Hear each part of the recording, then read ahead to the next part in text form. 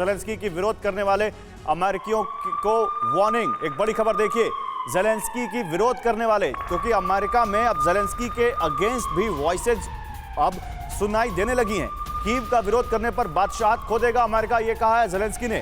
जंग में अमेरिका के नागरिकों को कीव का साथ देना होगा। कीव का विरोध करने पर खुद अमेरिका को यह भारी पड़ेगा। यानी ज़ेलेंस्की अब अमेरिका तक को वार्निंग दे रहे हैं। वो यूक्रेन जो अमेरिका के दम पर ये लड़ाई लड़ रहा है, वो सीधे सीधे यूक्रेन अब अमेरिका को वार्निंग दे रहा है। क्या कह रहे हैं ज़ेलेंस्की, ये बिग वॉल पर दिखाते हैं आपको क्या कहा उन्होंने। देखिए मैं इधर आ जाता हूं, वो क्या कह रहे हैं। कह रहे हैं कि उन अमेरिकी नागरिकों को चेतावनी दी ज़ेलेंस्की ने जो यूक्रेन के सपोर्ट में नहीं, क्योंकि रिपब्लिकन्स ने वहां पर हिसाब मांगा है कि कितना आपने अभी तक का अमेरिका को मदद दी। 8 मार्च तक वो हिसाब देना है जो बाइडेन एडमिनिस्ट्रेशन को। ज़ेलेंस्की इस बीच कह रहे हैं कि कीव का विरोध करेंगे तो अमेरिका दुनिया में बादशाहत खो देगा।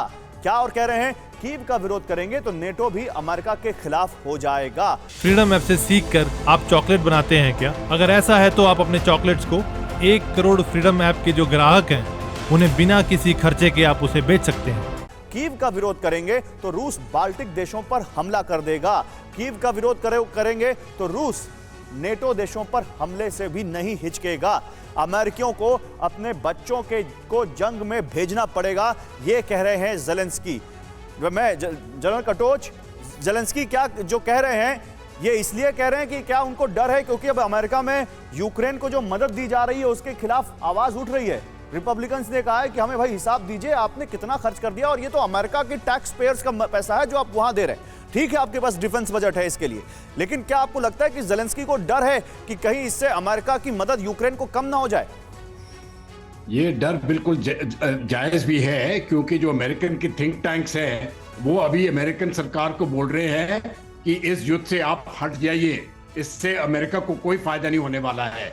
और इस बात से मुझे लगता है ज़ेलेंस्की साहब डर रहे हैं। एक बार अगर अमेरिका वहां से निकल गया तो ज़ेलेंस्की वहीं पर ही हार गया है।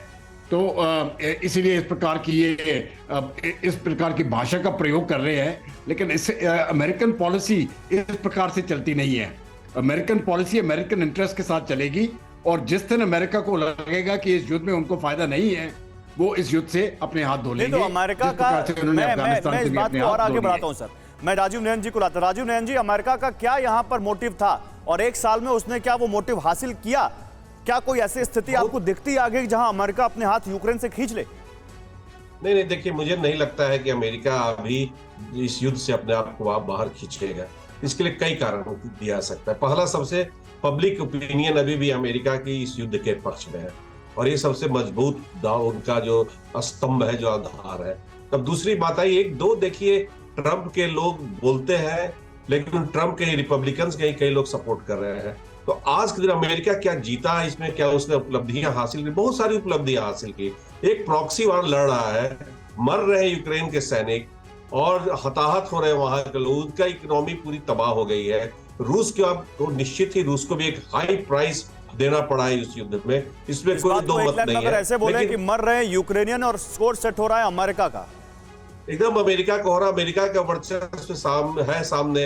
हाँ। तो इसलिए अब देखिए, इस युद्ध का अगर अभी तक का कोई विजेता रहा है तो वह है अमेरिका रहा है।